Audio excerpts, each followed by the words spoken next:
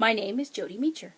I am a Level 2 Google Certified Educator, and on Twitter I go by Meacher Teacher. I have been teaching with the Eastern Township School Board for the past 15 years, where, from the start, I have used technology to help engage my students.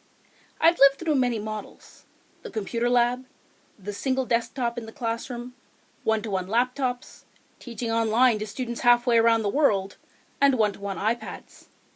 Finally, this past spring, I was able to support the rollout of Google Apps for Education to our system. I've recently become the consultant for information technologies for our school board, a coach for the rich integration of technology across the curriculum in our 23 schools. I'm excited to be supporting teachers as they learn to leverage the power of the Google tools now at their disposal. Let's get on to the lesson. Today, I want to show you how to use canned responses and filters together in Gmail. First, I'll create my canned response. That's an email that's typed and ready to send whenever you need it. I'll begin by deleting my signature. You'll see why in a minute. And I'll type my message, in this case, instructions and hyperlinks for an extension activity. I'll use the drop-down arrow in the bottom right to access canned responses and save this as a new canned response. We'll call it Task 2. Now in the future, when I want to use this message, I'll simply access the same drop-down arrow, Canned Responses, and I'll insert Task 2. Since the signature was already there, this message is ready to send. It's a great tool for frequent messages like homework reminders, your availability during lunchtime tutoring, etc. But we're not done yet.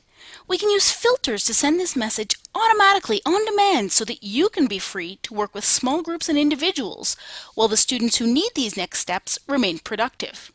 I'm going to use the Advanced Search drop-down from the bar at the top. I want to create a secret word that isn't going to show up in random emails so that my colleagues don't receive requests to do my coursework. Eggplant 42. In the bottom right, I'll create a filter with this search. It's going to find all the emails with that in the subject line. I have a lot of actions that I can take on these emails, but the important one for now is to send the canned response, Task 2. And I'll create a filter. Now, I can tell my students to email me with Eggplant 42 in the subject line. When they do, the students are going to automatically receive a reply by email with the instructions and hyperlinks that they need to complete the next assignment.